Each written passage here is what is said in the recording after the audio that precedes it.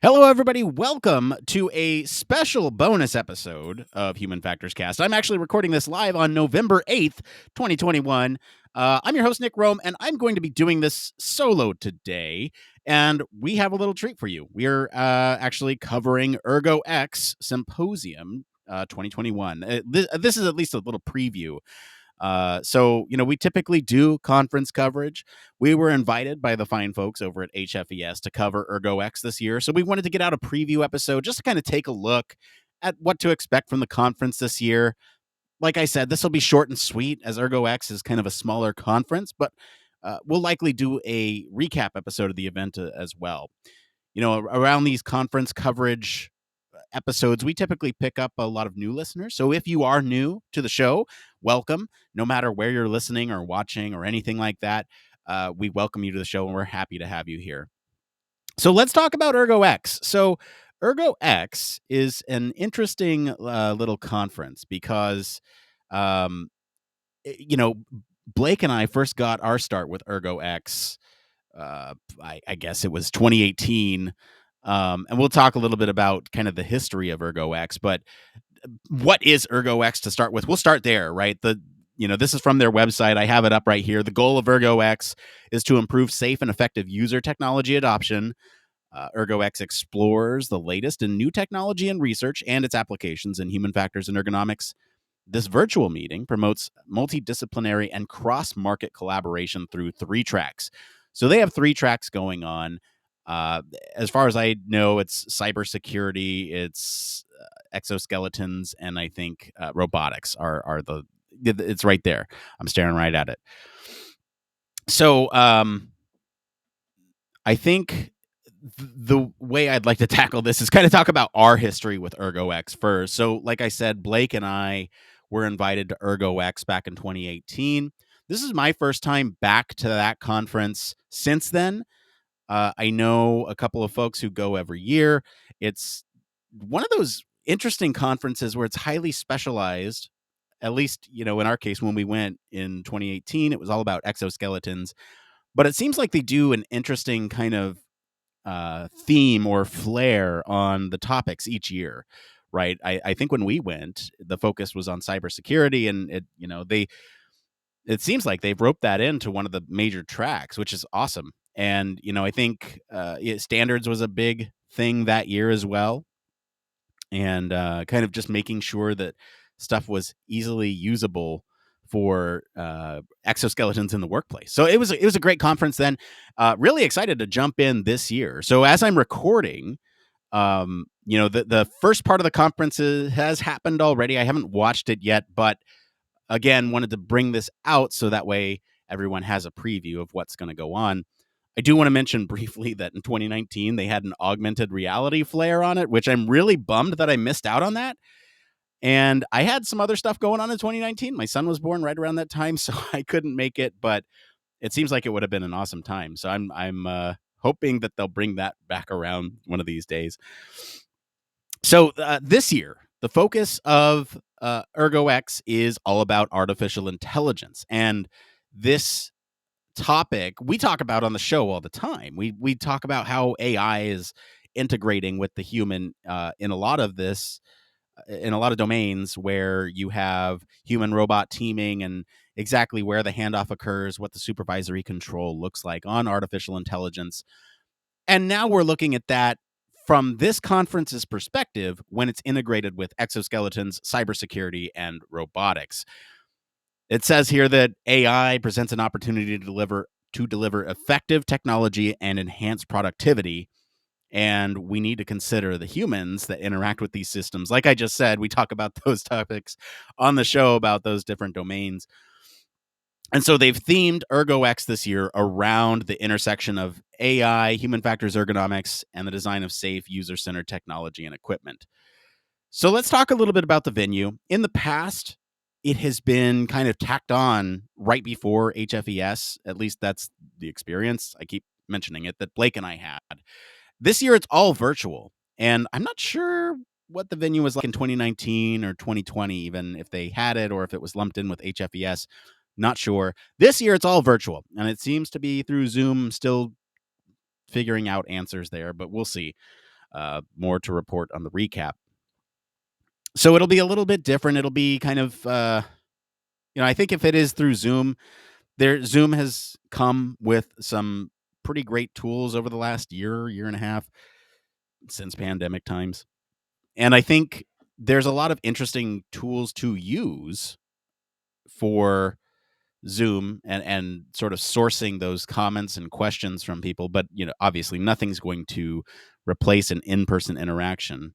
I always like to go back to this example where Blake and I were sitting in ErgoX 2018, and we were just sitting next to people in exoskeletons while we were sitting in an exoskeleton conference. It was I joke with Chris Reed all the time about that was lovingly the most nerdy conference I've ever been to, because everyone was excited about a topic. People are in their exoskeletons, talking about exoskeletons, sharing this wealth of knowledge. So it was a great time.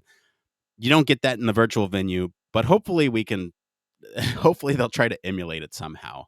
So let's talk about the schedule roughly here. So it looks like this is an event that goes over 3 days. It sounds like they're going to do one track each day, where Monday is focused on cybersecurity, Tuesday is exoskeletons, and Wednesday is robotics. On Monday, looks like the keynote lecture is from Colonel Stoney Trent, and I think we'll get topics as we get into some of these. Perhaps. I know the topics are listed here on Tuesday, so let's get into that. The keynote lecture is from Dr. Jose Pepe Contreras Vidal, and this is on neuroengineering pediatric medical exoskeletons with diagnostic, assistive, and therapeutical functions. That's a lot to unpack, and it sounds like it's going to be interesting. Really excited to watch that talk. And then the last day here, Wednesday, there's a keynote lecture from Dr. Stephen Robinson. So let's take a deeper look at some of these schedules here. So for Monday, November 8th, that's today. I'm recording this after all this has been completed, presumably. I'll take a look at the last thing here. It looks like the last thing recorded today was at 1:50 p.m. Pacific. It's now 4 p.m. Pacific. So day one's already done. I haven't watched any of it, though. So we'll get to that. And that's something that I do love about these virtual conferences, is that you can go back and watch it at a later time. So let's take a look at Monday. So on Monday, we have opening remarks, the keynote lecture, and then we have artificial intelligence and human factors for cybersecurity. And this is a discussion panel. And then it looks like there's several workshops. There's a workshop. They're just both labeled AI and human factors for cybersecurity. It looks like there's 2 workshops there. And then closing remarks. So Monday looks a little light, but I think those workshops will prove valuable for somebody in the field who's actually looking for that type of content. As someone who reports on this stuff and goes to these events and tries to pick out some fun, interesting things to report back to all of you who are listening, I don't know how much workshops add for me. It could be fun. Maybe someday. We'll see. We'll see about that. So let's look at Tuesday here. This is November 9th. That's tomorrow, as the day I am recording this. You have the opening remarks from Chris Reed. And then you have the keynote lecture. And there's a little bit more information here about this keynote lecture. This was the neuroengineering pediatric medical exoskeletons with diagnostic, assistive, and therapeutical functions. I'm not going to go through this whole thing. If you're watching live, you can go and read this. But I think the gist here is that there are challenges and opportunities for user-centered design of smart AI-enabled wearable powered exoskeletons with assistance as needed and shared control capabilities for non-invasive brain-machine interfaces. So there's a lot to unpack there. There's a lot of topics that we've talked about on the show right there, condensed into one kind of neat package. Like I said, I'm really looking forward to this talk. This is one that I think will be really fun to look at through the lens of somebody who talks about this stuff on a weekly basis from a variety of different domains. And then you have a sponsored session. This is a practical considerations about industrial exoskeletons. So it looks like that'll be a discussion panel. You have research methods to standards, research to standards. So again, kind of getting at the standards. I think the big thing when Blake and I went in 2018 was the ANSI standard. They were pushing for some sort of standardization of exoskeletons then. Still hot topic, it looks like. And it looks like there's several presentations here. There's designing a standard practice for evaluating exoskeletons on transitions in the environment. There's exoskeleton test methods for mobility on variable terrains. There's research to standards for evaluating the exoskeleton's wearer's cognitive performance. So we're looking at things like cognitive performance. We're talking about human mobility on terrain, and we're talking about transitioning those exoskeletons in the environment. So that sounds like it'll all be interesting. You also have research methods too, where you're looking at things like computer vision and deep learning and how that integrates with humans for control of robotic exoskeletons. The actual title here is Computer Vision and Deep Learning for Environment Adaptive Control of Robotic Exoskeletons. You also have rapid prototyping at a wearable robotics startup, and augmenting and protecting our workforce with next generation wearable technology. So again, we're looking at those research methodology here. And especially the rapid prototyping will be interesting because you have to set up, I don't know, I'd imagine you'd have to set up a lot to get an exoskeleton up and running. And how do you prototype those? That'd be an interesting topic to go to. And then, of course, you have workforce technology or workforce integrating with this wearable tech. And, there's the whole debate about what is an exoskeleton, what isn't. And that's something that we've talked about on the show. It's something that they talk about at ErgoX. What do you classify as an exoskeleton versus an exosuit versus a wearable? And that's always an interesting discussion. So after there's a break, you come back and there's a couple extra panels here. There's another uh, exo shoulder exoskeleton by Autobach. And this looks like Paxo Paxo. I don't know how to say that. It looks like there's a demo of that technology. Looks like there's another research methods panel or presentation lineup here of assessing the effect of back exoskeletons and exosuits on injury risk, assessing the potential of passive exoskeletons in construction, and then lastly, observational assessment to identify potential applicability to occupational exoskeletons at work sites. So again, we're kind of getting a wide range here, and this would make sense that day 2 here is kind of the most flushed out. We have a lot of Ergo X was originally exoskeletons, and so cybersecurity is pretty new, sounds like. So Monday's a little light, and then you have day 2. Seems like the bulk of things are going to be on day 2, which is a bummer because I'll have to watch everything later. And I can't attend it live, but sounds like it'll be a great time. Now let's look at day 3 here. Day 3, we're talking about robotics. And it looks like there's the keynote lecture here on deep space, smart habitats, humans, robots, and autonomy. This is by Stephen Robinson from UC Davis. I'm talking about 37 years at NASA, and kind of I'm scanning here, looking at spacewalks, visiting ISS. And so it sounds like all this, there's a lot of human factors that goes into all that, obviously. And you're going to be integrating with a bunch of robotics. And in that case, right, you have an exosuit from the exoskeleton perspective, and then there's a bunch of robotics that go into all that stuff. So space robotics, aerodynamics, fluid physics. Sounds like there's going to be a lot of mix match of topics in there. Again, another talk that I'm very excited to see. Now we get into the panels. This first one of the day, this is again on Wednesday, November 10th. This is trustworthiness of AI in robotics at the workplace. So again, that human-robot teaming, how do we trust AI? And how do we sort of get around that? And it looks like there's several talks for this one. There's metrics for increased trust in human-robot collaborations. There's trustworthiness of AI and robotics. So bridging those gaps between humans and robots in construction safety. So we're specifically talking about the construction safety domain there. And then it looks like there's a talk here on VR-based training on human-robot interaction in construction robotics. So using specifically teleoperation. Again, another interesting topic. And lastly, building trustworthy robotic assistants. Again, we're looking at some really interesting topics here, and this is why I love ErgoX as a conference, because it's fairly small, it's very focused, and it's all interesting.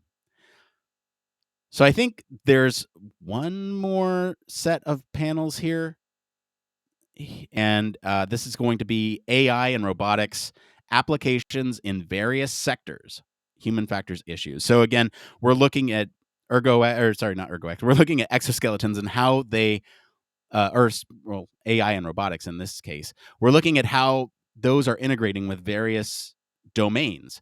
And the talks here are advanced robotic systems in industrial settings. So what do users expect there? We're looking at autonomous machines and human factors in the future of manufacturing. And we have occupational exoskeletons, challenges and opportunities for human factors, ergonomics, and safety disciplines in the workplace of the future. So again, that forward-facing, future-looking discussion. And then we have immersive robotics and the curve of sterility. Or curse of sterility. That's interesting, and talk that I am excited for. And then we close out the day with some another panel here. It looks like human factors in robotics in the age of AI, challenges and opportunities. And you got some great names on that panel. And then there's closing remarks. So I hope you've enjoyed this overview of ErgoX 2021. This is, again, just a preview episode. We'll give our full thoughts on it. So hopefully this was short and sweet and kind of gets to the point of what to expect from this conference this year. If you enjoyed this, we do invite you to check out one of our more recent episodes. It's What's the Point of Transforming Exoskeletons, where we talk about exoskeletons and what sort of the point of doing that is. I'll post a link to that in the description of this episode. But that's going to be it for today. If you liked this, like I said, go check out that other episode on transforming exoskeletons. Comment wherever you're listening with what you think of ErgoX in general. For more in-depth discussion, you can join us on our Slack or our Discord communities. You can always visit our official website and sign up for our newsletter to stay up to date with the latest human factors news. If you like what you hear, you want to support the show, there's 3 things you can do. 1, you can leave us a 5-star review. That's free for you to do right now. If you want more of this conference coverage, let us know in that review. 2, you can always tell your friends about the show. Word of mouth is how we grow, and it really helps out more than you know. Didn't mean to rhyme there, but it kind of worked out. Anyway, 3, consider supporting us on Patreon. We do have a Patreon that we use to support the funds for the show. And as always, links to all of our socials and ErgoX information will be contained in the description of this episode. Thank you so much to ErgoX for inviting us to the conference this year. Like I said, their information is going to be in the description of this episode. As for me, I've been your host, Nick Roome. You can find me streaming on Twitch every Monday. Hey, that's right now, from 4 to 5 Pacific for office hours and across social media at Nick_Roome. Thank you so much for tuning into this special bonus episode of Human Factors Cast. Until next time, it depends. Human Factors Cast brings you the best in human factors news, interviews, conference coverage, and overall fun conversations into each and every episode we produce. But we can't do it without you. The Human Factors Cast network is 100% listener supported. All the funds that go into running the show come from our listeners. Our patrons are our priority, and we want to ensure we're giving back to you for supporting us. Pledges start at just $1 per month and include rewards like access to our weekly Q&As with the hosts, personalized professional reviews, and Human Factors Minute, a Patreon-only weekly podcast where the hosts break down unique, obscure, and interesting human factors topics in just 1 minute. Patreon rewards are always evolving, so stop by patreon.com/humanfactorscast to see what support level may be right for you. Thank you, and remember, it depends.